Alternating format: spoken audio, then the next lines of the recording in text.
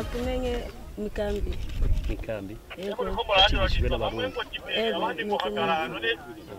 Bakivuga neza. Yego.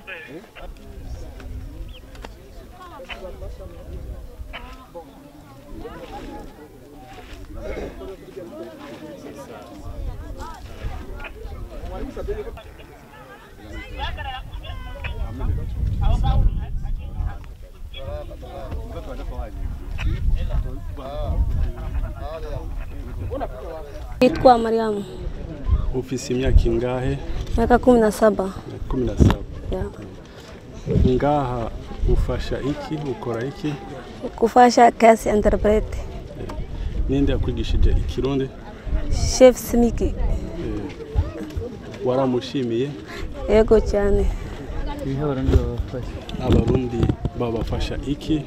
Burundi nafasha hospitalini imazi na kama atafika Somalia shababu siwesikani. Shababu yose ragi kujama neza hakuna shida.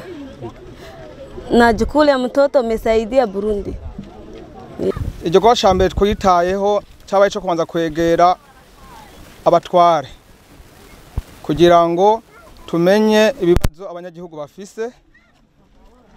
Tumaze kuvugana n'abatware twarabasabye yuko botufasha kwegera abanyagihugu kugira ngo tuvugane nabo batubwire ibyo twabafashamo. Kano karere turimwo na karere k'ubugaragwa. Akarere k'ubugaragwa no kuvuga nta na hamwe ushobora gusanga umugezi. Uruzi rumwe rubatunze n'uruzi bita Shabelle nago nyene isoko ryayo iri muri Ethiopia.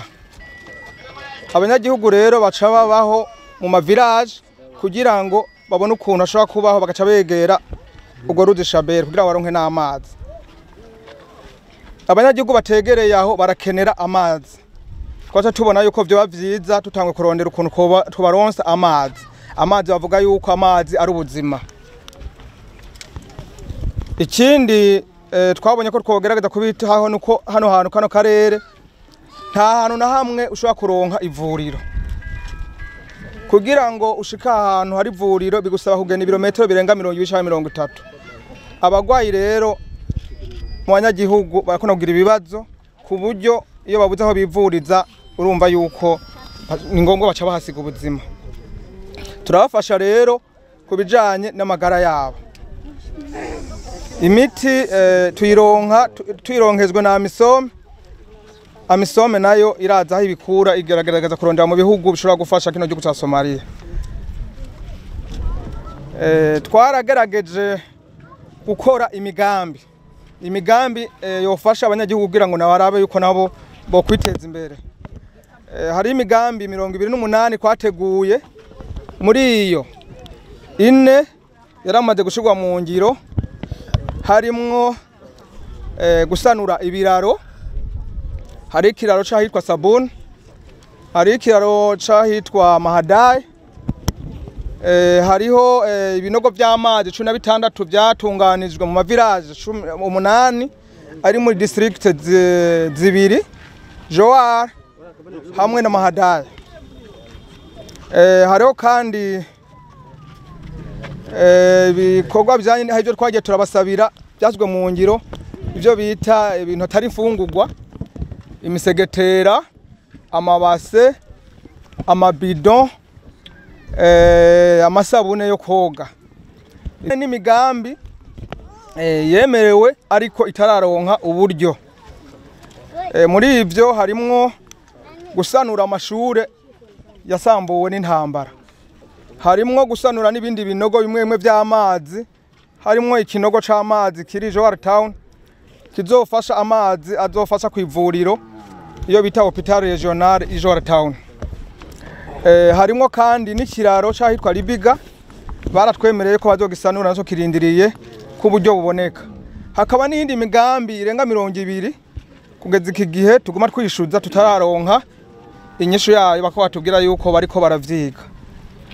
Kuri ivyo rero twebwe twarihaye intumbero yo turiko dufise muri kino gihe ahanini icambere nico kubandanya dusabira abanyagihugu imfashanyo.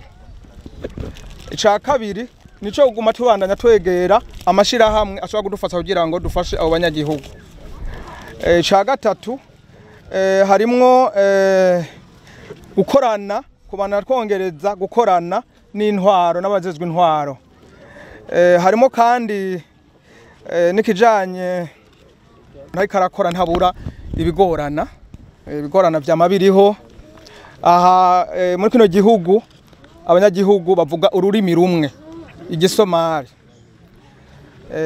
Aha nkaha turi iyi kambi irimwo hafi nk'abanyagihugu barenga ibihumbi 3. Mu banyagihugu rero bahaba nta muntu numwe arimwe yaciye mu ishuri. No kuvuga ko bavuga urwo rurimi rw'igisomali. Aha ariko aragerageza kubasabira ishuri. Urumva rero aho yo munze mu bituzibira cyane no kuvugana. Urumva ururimi biratugora kugira ngo tuzovugane ururimi rw'Isomali. Twaragerageza kuja twafata abanyagihugu bato bagerageza gufata vuba kuja twabigisha kuvugana kugira ngo nabo bantu tuvura bace badufasha kuja turamenya igice cy'umubiri kigwaye hanyuma muganga muvure.